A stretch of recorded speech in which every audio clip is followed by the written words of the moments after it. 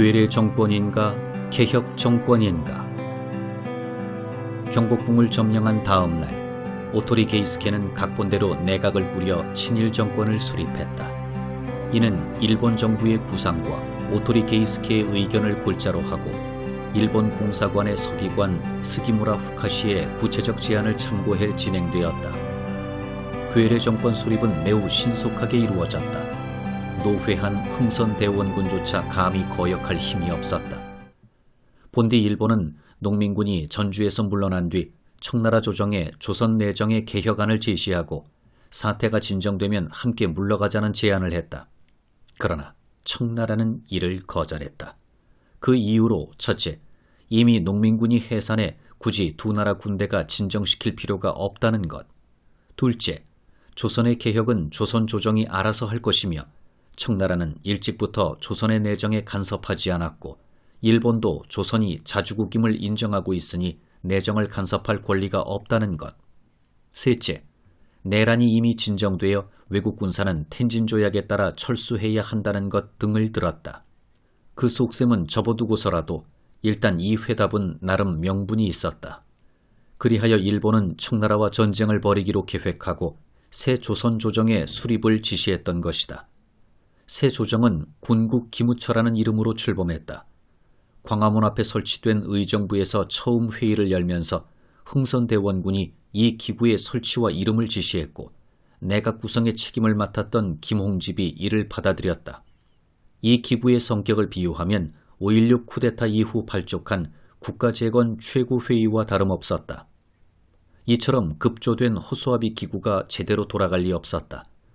아무튼 군국 기무처는 조선의 공식 기구가 아닌데도 입법과 함께 정책을 만들고 실시하는 역할을 맡았다. 그 책임자로는 총재와 부총재 각 한 명씩, 회의원은 16명에서 20명 정도를 두었다. 초대 총재는 영의정인 김홍집이 겸임했고 비회원은 일기에 박정양, 민영달, 김종한, 김가진, 김윤식, 조희연, 이윤용, 육일준, 어윤중, 신기선 등이었다. 흥선대원군의 손자 이준용도 있었지만 대체로 온건 개화파로서 일본의 정책에 동조하는 인물들이었다. 그들은 무엇보다 국왕의 전통적 전제 왕권을 제한하는 정책을 폈다. 흥선대원군도 아들과 며느리의 힘을 빼려 이런 분위기에 동조했다. 그래서 군주인 고종은 발언권을 갖지 못하고 신하들의 눈치를 살피며 최종 결재만 했다. 군국 기무처에는 흥선대원군의 힘이 작용해 회의원은 흥선대원군파와 김홍집파로 나뉘었고 그 밖에 갑신파, 친미파, 궁정파도 있었다. 김홍집파는 김옥균 계열이 아니라 온건 개화파로서 현실을 모르는 게으른 새님들이었던 탓에 기백이라고는 없었다. 초기에는 급진 개화파로 일본에 망명했던 박영효가 들어오지 않다가 뒤늦게 참여했다.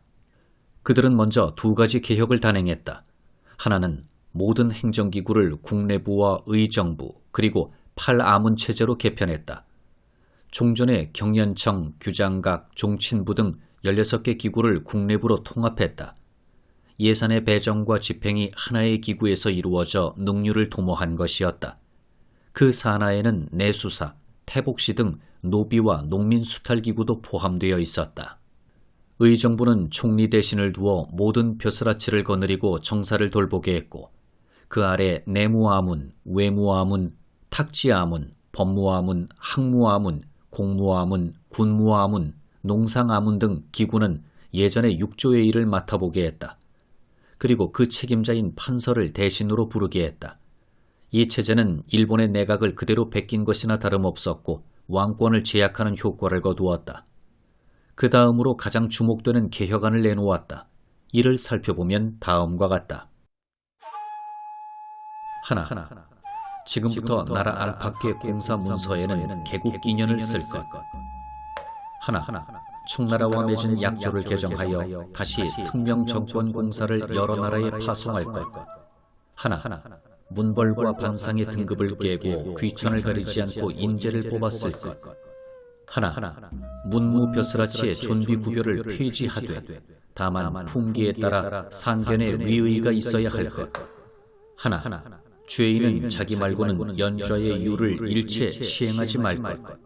하나, 본처와 처백에 모두 아들이 없어야 비로소 양자 드리는 것을 허용하여 옛 법전을 밝힐 것.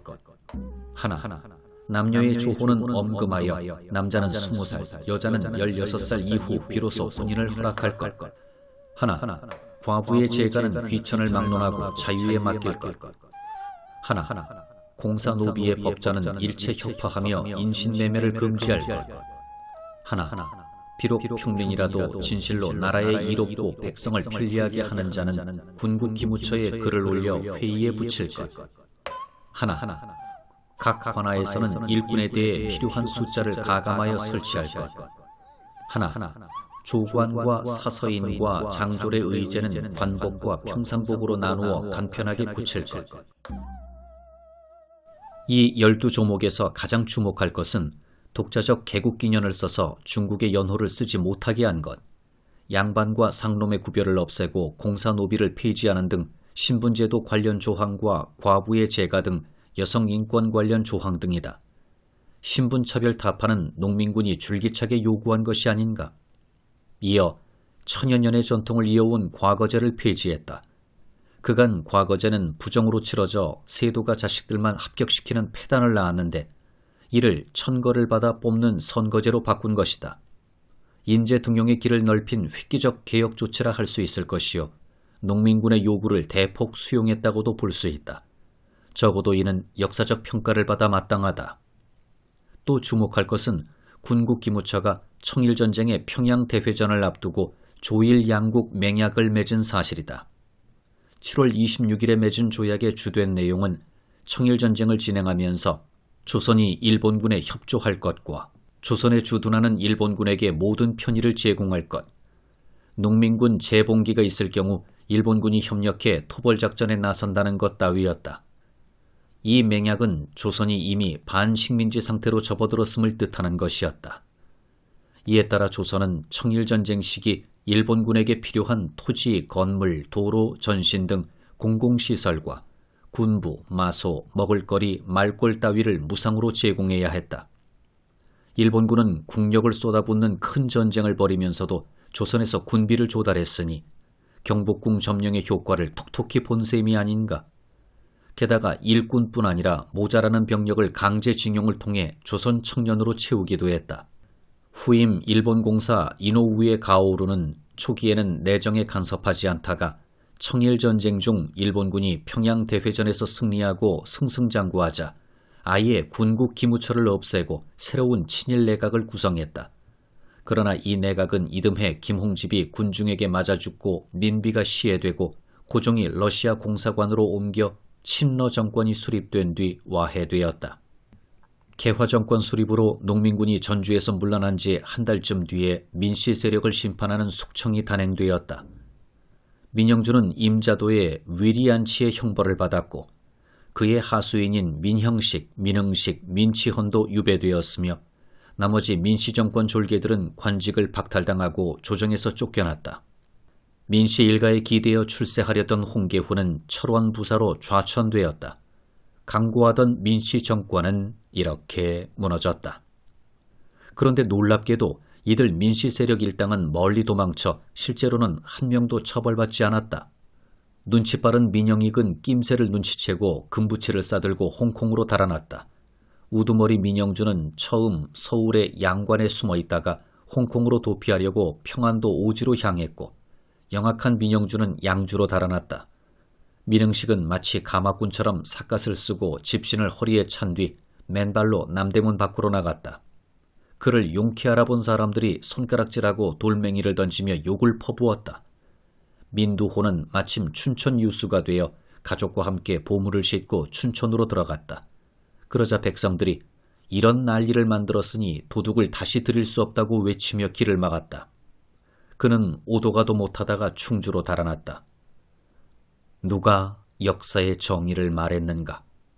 그들은 식민지 시기에 다시 기어나와 나라를 팔아먹은 대가로 높은 벼슬과 자귀를 받고 친일파가 되어 떵떵거리며 살았다. 때로 역사는 악마의 편에 서는 경우가 있다. 아무튼 약 6개월 동안 군국기무처는 국가조세의 급납제와 은본위 화폐제 실시, 신식학교 설립, 근대 경찰제도 도입 등 210건의 근대식 개혁 정책을 추진했다. 이를 역사에서는 갑오경장 또는 갑오개혁이라 부른다. 여기에서는 동학농민혁명과 직접 관련이 없는 사항은 굳이 다루지 않을 것이다. 이 일련의 개혁을 두고 훗날 학계에서는 자율성과 타율성 문제가 제기되었다. 근대화 개혁을 단행하면서 일본의 지시에 따랐는지 개화 정권 스스로 결행했는지를 묻는 것이다. 실제로 일기에 해당되는 시기에는 일본의 간섭이 많지 않았다. 하지만 그 기본 흐름은 일본의 눈치를 살피면서 진행되었다는 점에서 자율성이 보장되지는 않았을 것이다. 게다가 김홍집이 일본 공사관의 외교관 서너 명에게 군국기무처의 실권을 맡긴 사실로 보았을 때 일본 주도로 개혁이 이루어졌다고 평가할 수도 있다. 더욱이 동학농민혁명 2차 봉기가 전개될 때 실제로 군사작전권을 일본군에게 넘겨주었고 전선에서는 식량, 인부 등을 공급했으며 관군은 일본군의 농민군 대량 학살에 앞잡이 노릇을 한 사실을 어떻게 달리 해석할 수 있는가? 따라서 개화 정권은 일본의 괴뢰라 불러도 틀리지 않을 것이다.